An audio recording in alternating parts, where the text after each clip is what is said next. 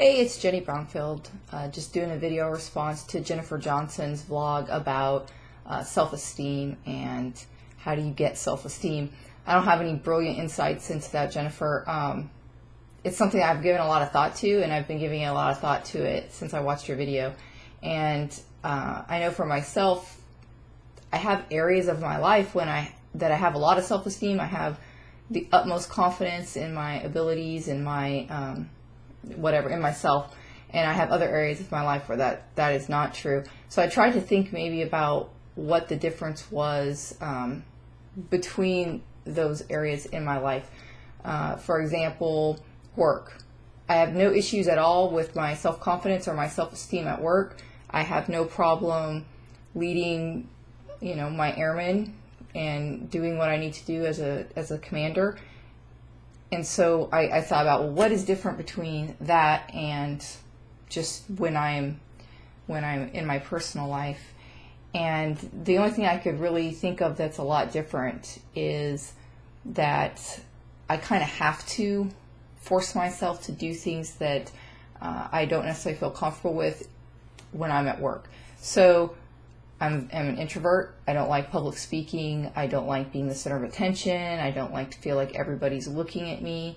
And in my personal life, that leads to me maybe not taking chances that I could or should take, maybe not going out and doing some things that I would enjoy, just because, again, I don't want to feel like everyone's looking at me, and I don't want to be the center of attention.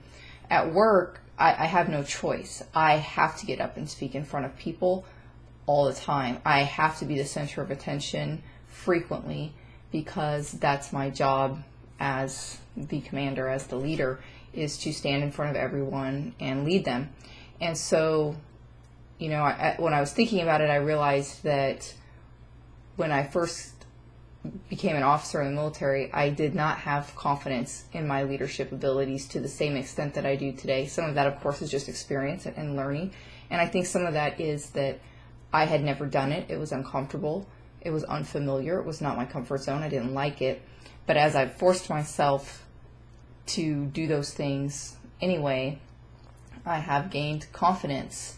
And, not that it always went well. Sometimes it doesn't go well, but it goes well often enough that you gain confidence in your abilities to do that. So applying that over to my personal life, I guess I would say what I would probably need to do is force myself to do those things that I'm not comfortable doing.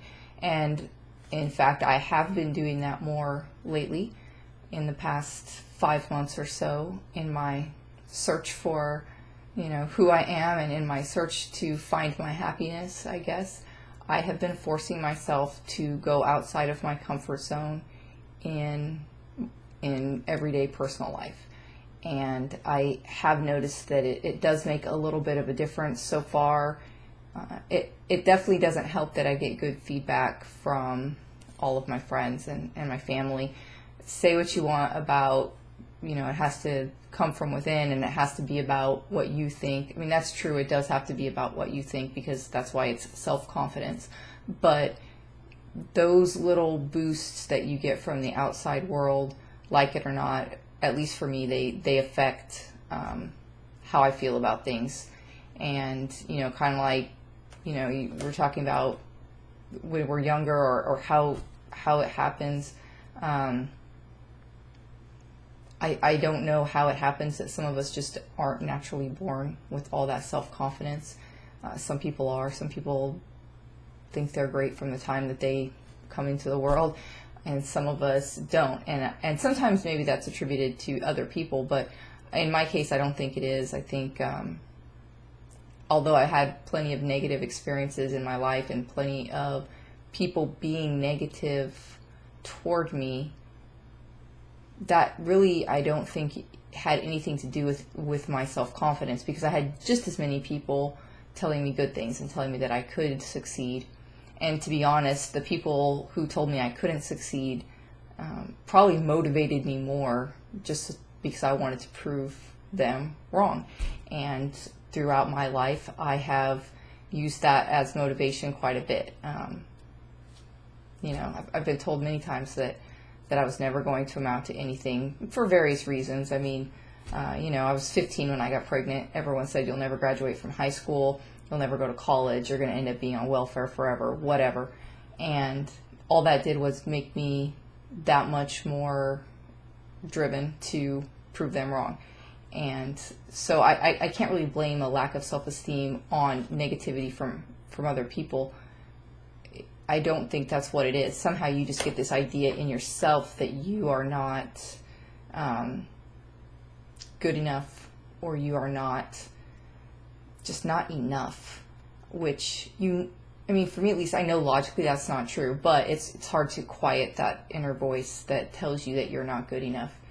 And the only way I've found really to possibly at least tamp that voice down a little bit is to go out, make myself do things, prove to myself that I am good enough, take chances, take risks.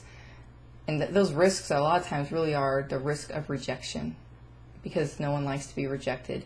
And I think a lot of us are afraid of that. We're afraid of being rejected. We're afraid of trying and being rejected. So if we just don't try, then we don't have to worry about that, because if we don't put ourselves out there, then nobody can reject us.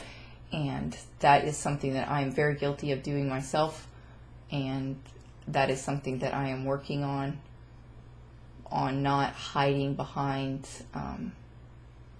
Major Hansen, or hiding behind any other little persona that I may have come up with, and being more open and being more vulnerable, I guess, and putting my real true self out there a little bit more.